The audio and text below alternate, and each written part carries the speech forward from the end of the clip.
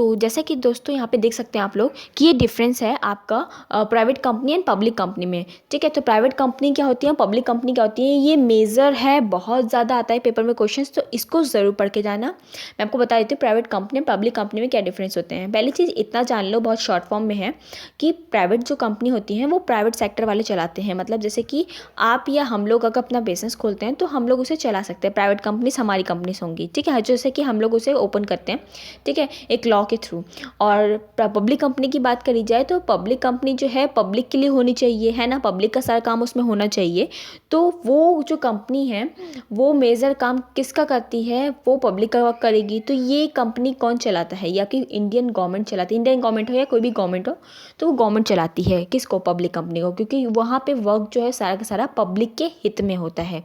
ठीक है, मैं आपको इसका एक और डिफरेंस बताऊंगी जो मैंने अपने हैंड रिटन में लिखा हुआ है, तो आप चाहो तो इससे लिख लेना, ठीक है, समझ में आता है तो, और नहीं समझ में आता है तो आप उससे भी लिख लेना। मैं आपको दिखा देती हूँ वो चीज़ें। सो देखिए दोस्तों, जैसा कि आप लोग यहाँ स्क्रीन पे देख पा रहे हो, ये मैंने हैंड रिटन में लिखा हुआ था। जिसको कुछ भी समझ में नहीं आता है ना यहाँ पे क्या लिखा हुआ है, तो मैं इसको जूम कर देती हूँ, आप इसका स्क्रीनशॉट ले सकते हैं। एंड अगर फिर भी समझ में नहीं आ रहा है तो आप लोग जाके इंस्टाग्राम पे फॉलो करके मुझसे मांग सकते हैं नोट्स। ठीक है, ये अभी के लिए हैं, बात के लिए अगर आप लोग बाद में मांगते हो तो प्रॉब्लम्स क्रिएट हो सकती हैं, बट मैं इसे पोस्ट कर दूँगी अपने इंस्टाग्राम पर, तो वहाँ पर भी आप लोग चेकआउट कर सकते हैं उसको। ठीक है, पब्लिक लिमिटेड में जो है, यहाँ देखो पब्लिक एंड प्राइवेट लिमिटेड का ये आपका आंसर है, बहुत इंपॉर्टेंट है, ज़रूर करने आता ही है। और इसके उसके आगे का आंसर है, आप देख सकते हैं यहाँ पे, share market. A public sector company is not listed in the share market. ठीक है, मैं बता दूँ आप लोगों को, पब्लिक सेक्टर जो होता है वो कभी भी शेयर मार्केट में नहीं इशू होता है, क्योंकि गवर्नमेंट कभी भी मार्केट में शेयर इशूज़ नहीं करती है। लेकिन प्राइवेट कंपनी जो है वो इशू कर सकते हैं, मतलब हम लोग जगह अपनी बिजनेस खोलें तो हम लोग मार्केट में शेयर्स को इशू कर सकते हैं, जिसके थ्रू हम लोग सपोर्ट लेके अपने बिजनेस का ग्रोथ और बढ़ा सकते हैं। ठीक है, इसमें एग्जाम्पल के रूप में आप लोग यहाँ पे देख सकते हो BHEL, ये और CIL, आपने सुना होगा इसका नेम, BHEL। ठीक है, तो ये जो है आपको मैं बता दूँ, ये पब्लिक के लिए वर्किंग है, ये गवर्नमेंट कंपनी है। ठीक है, और यहाँ पे देखा जाए तो Hindustan petroleum limited, NTPC limited, ठीक है, जो भी लिमिटेड जिसके पीछे LTD लिखा होता है वो सारी की सारी प्राइवेट कंपनीज होती हैं। ठीक है, PVT लिमिटेड जिसमें लिखा हो वो प्राइवेट कंपनीज से होती हैं। ठीक है, मेन ये है। पंजाब नेशनल बैंक, ये भी आपका क्या है, प्राइवेट है। गवर्नमेंट की भी देखा जाए तो गवर्नमेंट में आपका जो है गवर्नमेंट वाले बैंक आप लिख सकते हो यहाँ पे, जैसे कि SBI आपका गवर्नमेंट है, तो यहाँ पे आप SBI भी लिख सकते हो। ठीक है, चलिए आपका इंपॉर्टेंट था। अब नेक्स्ट देखते हैं। ये क्वेश्चन मैं आपको ऑलरेडी बता चुकी हूँ इससे पहले वाली वीडियो में, कि बिजनेस, प्रोफेशन एंड एम्प्लॉयमेंट में क्या डिफरेंस होते हैं। ठीक है, तो जाके उसको देख सकते हो। और यहाँ पे अगर कुछ समझ में नहीं आता तो बिजनेस मैं बता देती हूँ शॉर्ट फॉर्म में। बिजनेस क्या होता है, जो करते हैं, आपको मैं बता दूँ, बिजनेस वो चीज़ होती है कि जैसे कि आपको अर्न करना है, कोई भी गुड्स और सर्विसेज को सेल और परचेज करने का जो काम होता है उसको हम बिजनेस कहते हैं। ठीक है, और इसके थ्रू हमें क्या होता है, एक अर्न होती है मनी भी।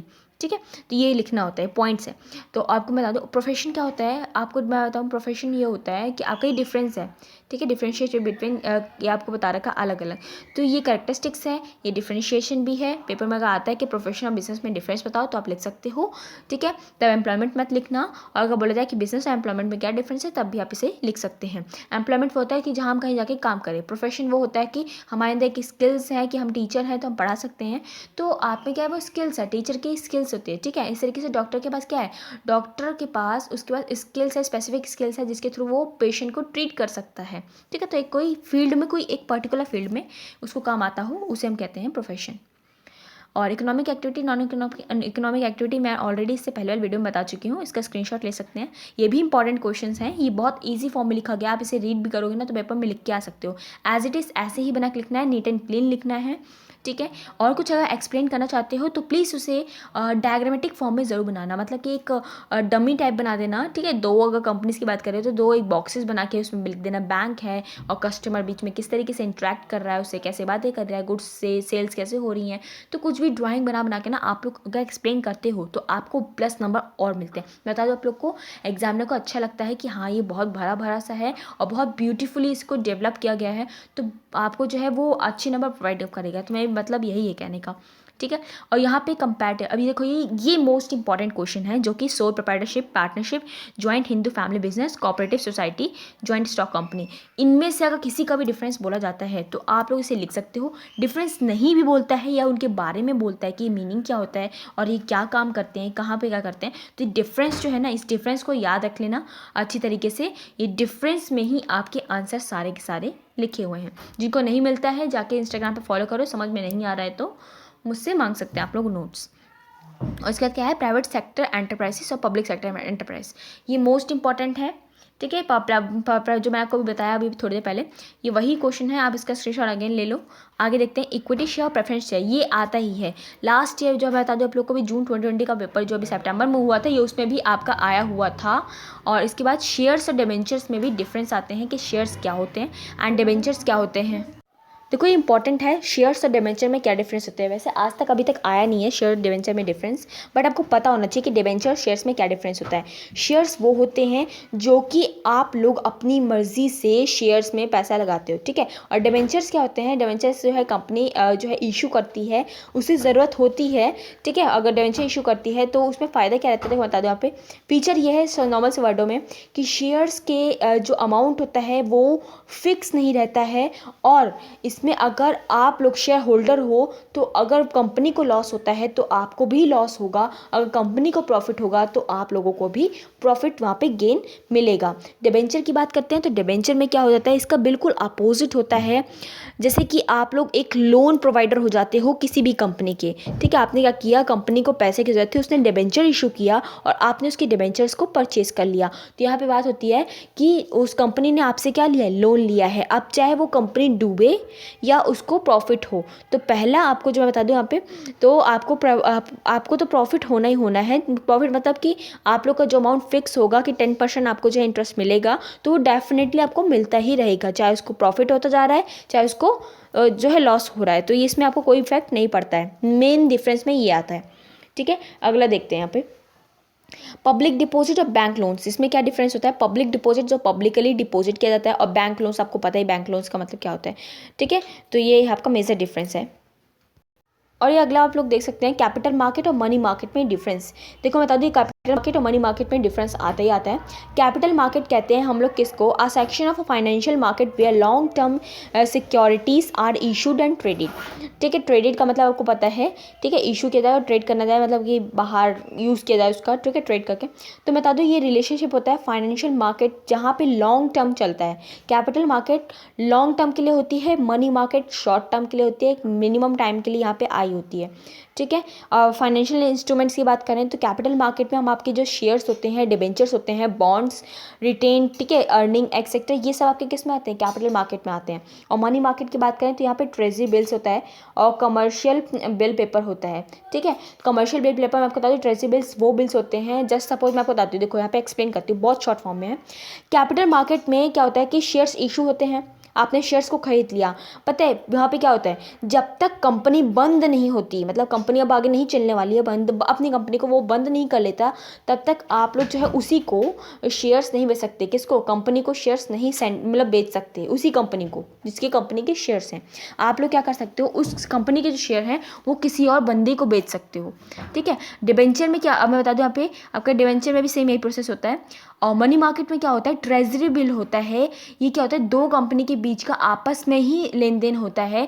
मतलब कि अब यहाँ पे किसी कंपनी को ज़रूरत है तो उसने क्या किया, उसने झूठी मूठी का एक बिल बना दिया दूसरी कंपनी के नेम से, क्योंकि उसको ज़रूरत है। उसने बातचीत कर ली उससे, उस कंपनी वाले से, कि हम आपके नाम का एक बिल बना रहे हैं, जैसे क्योंकि हमें अमाउंट की ज़रूरत है, ठीक है। तो वो कहता है ठीक है। तो उस तरीके से क्या होता है कि वो मतलब झूठे मूठे का बिल होता है एक तरीके से। मैं बता दूँ आप लोग को, सिर्फ इस पर्पज़ से बनाया जाता है कि हाँ अभी हमें इस महीने ज़रूरत है, नेक्स्ट मंथ हम लोग उसको पे कर देंगे।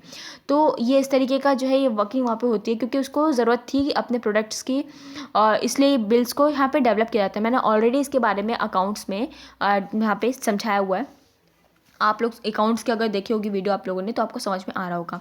अब बाकी जो इसके पॉइंट्स हैं बहुत आसान है, समझ में आ जाएंगे आपको ऑलरेडी। ये उसके आगे का जो है 2 पॉइंट्स और मैंने यहाँ पे लिखे हुए हैं, ठीक है। और यहाँ पे कैपिटल मार्केट जो है वो मोर देन 1 ईयर्स का जो है, मोर देन आपका जो है मोर देन 1 ईयर्स का होता है। और यहाँ पे क्या होता है, with in a year. Money market में क्या होता है, आप 1 साल के अंदर ही जो भी काम करोगे 1 साल के अंदर ही होता रहेगा, ठीक है। इसके बाद जो है इंटेंसिव डिस्ट्रीब्यूशन, सेलेक्टिव और आपका एक्सटेंसिव डिस्ट्रीब्यूशन, ये बहुत बहुत ज़्यादा इंपॉर्टेंट है। इनमें से कोई से भी 2 आपको डिफरेंस के लिए आ सकते हैं।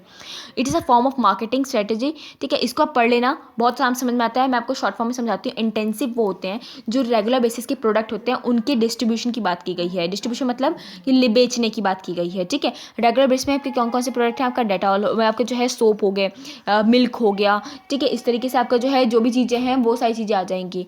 और सेलेक्टिव में क्या आएगी, जो चीज़ सेलेक्टिव है, मतलब कि जैसे आपका टीवी, मोबाइल, ठीक है। आपने अगर रेफ्रिजरेटर खरीदना है या फिर आप लोगों को एसी खरीदना है, ठीक है, सेलेक्टिव प्रोडक्ट्स हैं आपके।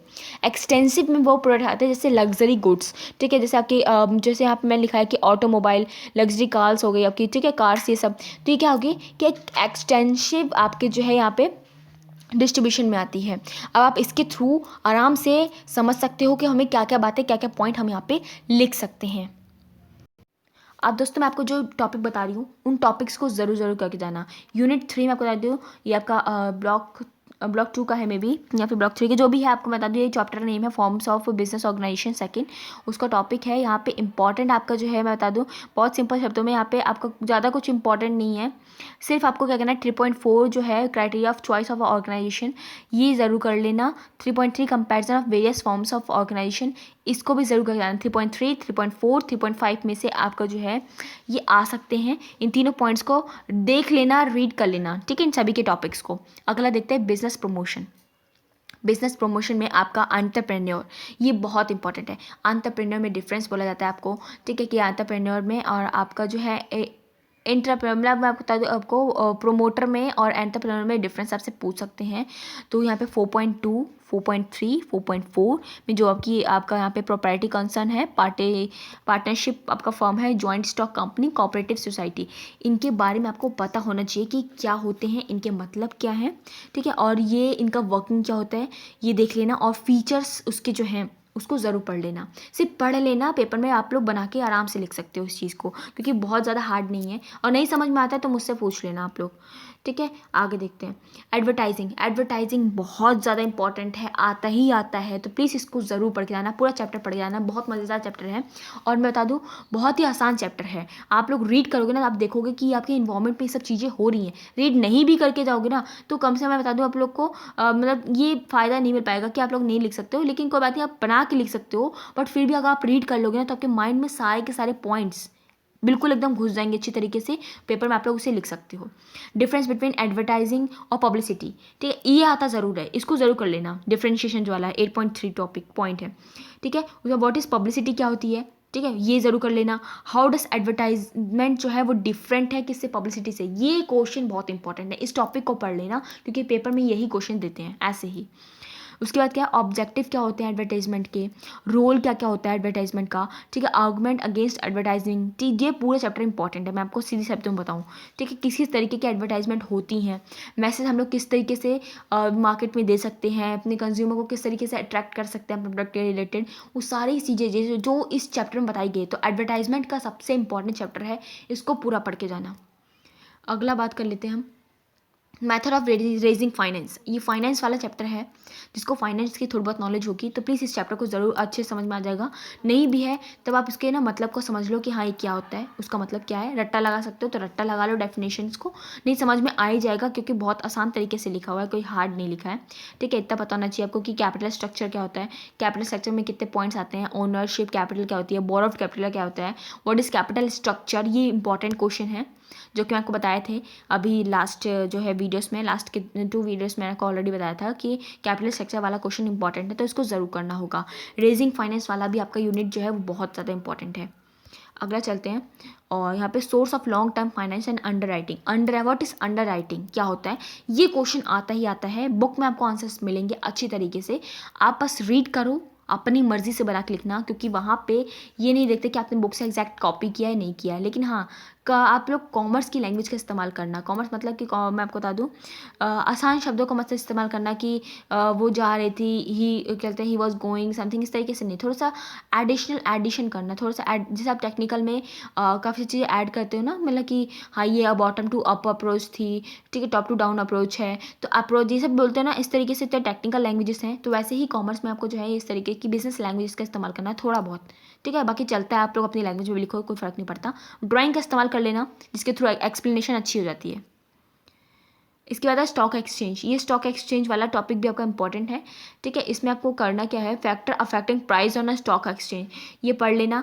व्हाट इज स्टॉक एक्सचेंज, क्या होते हैं, एक बार पूरे चैप्टर को देख लेना, टॉपिक क्या क्या है। लास्ट ईयर में जो क्वेश्चंस आए ना, उनके क्वेश्चंस को जरूर करके जाना है, मैं यही बोलूँगी आप लोगों को। इसके बाद आपका इंपॉर्टेंट है transport and warehousing. This is the most important chapter, जो कि पूछा ही जाता है एडवर्टाइजमेंट के बाद, यही दूसरा चैप्टर है जिसमें से मोस्ट ऑफ द क्वेश्चंस जो है कहीं से भी आ सकता है। मैं ये नहीं बोलूँगी कि ये टॉपिक इंपॉर्टेंट है, वो टॉपिक इंपॉर्टेंट है इस चैप्टर का, इसमें सब इंपॉर्टेंट है। कैसे, देखो आप लोग खुद देख सकते हो। Essential of a good transport system, क्यों ज़रूरी है अच्छा ट्रांसपोर्ट का सिस्टम, ऐसा कुछ टेढ़ा क्वेश्चन बना के आपको प्रोवाइड कर देते हैं, ठीक है। और किन किन तरीक़ों से आप लोग ट्रांसपोर्ट कर सकते हो, रोड के through, rail, sea, air, miscellaneous modes, ठीक है। ये क्वेश्चन आते हैं आपके। और trade and barriers to trade, इसमें डिफरेंस बता दो, या फिर बोला जाएगा बैरियर्स ऑफ ट्रेड क्या क्या होते हैं आपके, तो आपको पता होना चाहिए कि कैसे कैसे इसका मतलब क्या है। इसमें सब बातें लिखी गई हैं, जैसा लिखा गया है ना आप वैसा भी लिख सकते हो, उसके पॉइंट्स आप लोग ध्यान में रख सकते हो और पेपर में बना के लिख सकते हैं, ठीक है। वेयर हाउसिंग क्या होती है पता होना चाहिए आपको। क्लियरिंग एंड फॉरवर्डिंग एजेंट, मैं ज़्यादा टाइम वेस्ट नहीं करना चाहती, वीडियो काफ़ी लंबी हो जाएगी, इसलिए मैं आपको बता रही हूँ सिर्फ इंपॉर्टेंट टॉपिक्स, ये सारे इंपॉर्टेंट है, इनको ज़रूर पढ़ लेना, ठीक है। यूनिट 15 है आपका, और एडवर्टीजमेंट वाला जो बताया वो ज़रूर पढ़ के जाना उसको और इसको, ठीक है, पूरा का पूरा। और फाइनेंस वाला चैप्टर भी आपका इंपॉर्टेंट है, फाइनेंस वाले को भी पढ़ लेना। बिजनेस रिस्क और इसका इंश्योरेंस, ये भी इंपॉर्टेंट चैप्टर है, जिसमें कि लाइफ इंश्योरेंस क्या होती है, मैं ठीक है आपको पूछ सकता है कि टाइप्स ऑफ बिजनेस रिस्क कितने तरीके के होते हैं। इंश्योरेंस देखो यहाँ पे 14.7 पे लिखा है इंश्योरेबल रिस्क और नॉन इंश्योरेबल रिस्क, ये इंपॉर्टेंट है, ये टॉपिक इंपॉर्टेंट है, इसको पढ़ लेना आप लोग, ठीक है।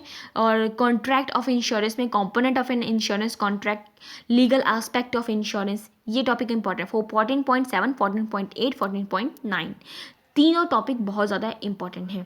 उसके ऊपर 14.3 आपका इंपॉर्टेंट है, और कितने तरीके के बिजनेस रिस्क होते हैं 14.4 में, ठीक है। तो ये बातें जो भी है इसमें जितने पॉइंट्स हैं मैं आपको बता दूँ सारे ही इंपॉर्टेंट हैं।